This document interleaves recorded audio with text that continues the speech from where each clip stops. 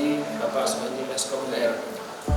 Di sini kita akan mempelajari mengenai materi analisis teknik pergerakan kamera untuk perekaman gambar bergerak atau perekaman video. Apa sih teknik pergerakan kamera itu? Kenapa kita membutuhkan teknik pergerakan kamera? Seperti kita ketahui pada perekaman gambar riang atau yang biasa disebut dengan foto atau fotografi, kita tidak perlu melakukan pergerakan pada kamera, karena kamera pada perekaman foto atau gambar tidak bergerak itu cenderung statis atau diam. Tapi lain cerita ketika kita akan melakukan perekaman gambar bergerak atau perekaman video. Dalam industri film dan video, penggunaan teknik kamera movement tidak hanya memperkaya aspek visual, tetapi juga mampu membangun ketegangan, kemudian mengkomunikasikan emosi dan juga menunjukkan aspek-aspek tertentu dalam cerita video tersebut. Nah, dalam pergerakan kamera ini atau kamera movement untuk perekaman gambar bergerak dikategorikan menjadi beberapa kategori. Yang pertama yaitu kamera movement. Pada kamera movement ini terdapat beberapa macam, seperti pergerakan kamera menyamping, ke kiri atau ke kanan. Nanti ilustrasinya bisa kalian lihat di sebelah. Kemudian pergerakan kamera maju ke depan dan juga mundur ke belakang, atau juga pergerakan kamera mengelilingi objek. Nah, itu pergerakan tersebut akan kita bahas persatu persatu. Nah, kira-kira apa saja sih pergerakan kamera atau kamera movement ini? Akan Bapak jelaskan satu persatu dan juga nanti bisa kalian lihat ilustrasinya di samping kiri atau kanan Bapak nanti. Nah, yang pertama apa? Yang pertama itu adalah pergerakan kamera pen. Pergerakan kamera pen ini terdapat dua, yaitu pen kanan, pen kiri, atau pen right dan juga pen left. Nah, pen right itu yang seperti apa sih? Nah, di sini akan sekilas Bapak peragakan pergerakan kamera pen tadi menggunakan camcorder. Ketika kita menggunakan gerakan pen, tangan kita tertumpu pada satu bagian, kemudian kita tolekkan. Jika kita ingin menggunakan pen right, kita arahkan ke kiri, seperti ini pergerakannya, contohnya. Sebaliknya, jika kita menggunakan pergerakan pen left atau ke kiri, kita arahkan ke kiri, seperti ini.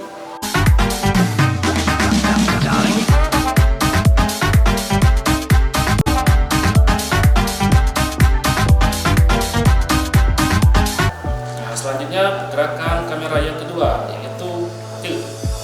Tilt yaitu pergerakan kamera mendongak. Jika mendongak ke atas disebut dengan tilt up. Jika menunduk ke bawah disebut dengan tilt down. Nah, untuk contoh pergerakannya Pak ilustrasikan seperti ini. Jadi seperti tadi, tangan kita menjadi tumpuan, kemudian jika kita ingin menggunakan tilt up, kita arahkan kamera dari mendongak ke bawah ke atas seperti ini. Sebaliknya, jika kita ingin menggunakan pergerakan tilt down, kita arahkan kamera ke bawah seperti ini.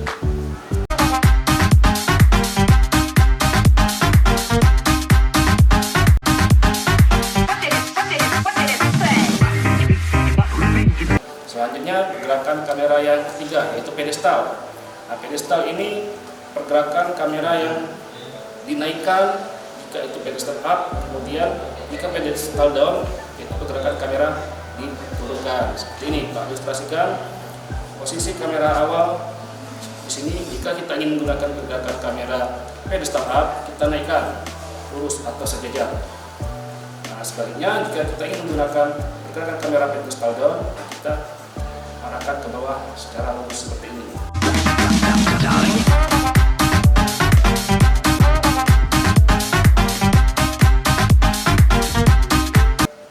Selanjutnya, pergerakan kamera keempat, yaitu disebut dengan dolly atau track. Nah, pada pergerakan kamera dolly ini menggunakan alat bantu, misalnya track, bisa tripod ataupun dolly. Nah, di pergerakan ini terdapat dua macam juga, yaitu ada dolly in, track in, dan juga dolly out atau track out. Nah, jika kita misalnya menggunakan pergerakan kamera dolly, bisa kita letakkan kamera di dolly atau di track. Nah, kita ingin menggunakan pergerakan dolly in, jadi ilustrasinya seperti ini, kita majukan terus ke depan. Nah, sebaliknya jika ingin menggunakan pergerakan kamera track out atau dolly out, kita kita mundurkan menjauhi objek seperti ini.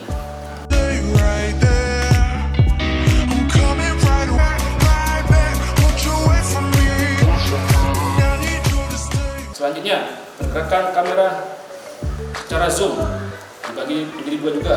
Jika memperbesar objek disebut dengan zoom in. Jika pergerakan lensa itu diarahkan menjauh dari objek disebut dengan zoom out. Nah, jika kita menggunakan kamera rekaman video seperti ini, biasanya itu disediakan tombol zoom in dan zoom out. Nah, tinggal kita pencet saja. Misalnya ingin zoom in, pencet zoom in untuk memperbesar, juga zoom out untuk menjauhkan objek.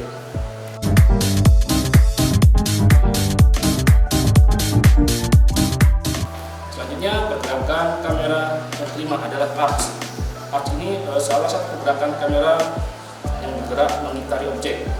Jadi misalnya objek di sini, kamera kita gerakan mengelilingi objeknya seperti ini ilustrasinya. Kita gerakan bisa 360 derajat mengelilingi objek.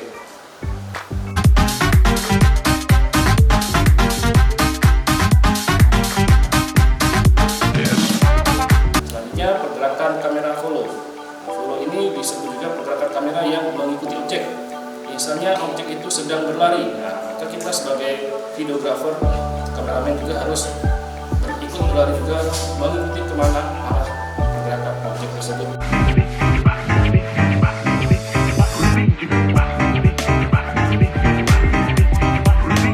Dan selanjutnya ada pergerakan kamera yang disebut dengan trap. Apa itu pergerakan kamera trap? Pergerakan kamera trap ini dilakukan pergerakan secara menyamping. Misal pada adegan sedang berjalan, nah kemudian kameramen atau videographer mengikuti dari samping seperti ilustrasinya. Hanya ini orang berjalan, kita ikuti seperti ini. Gerakan kepiting yang berjalan menyamping.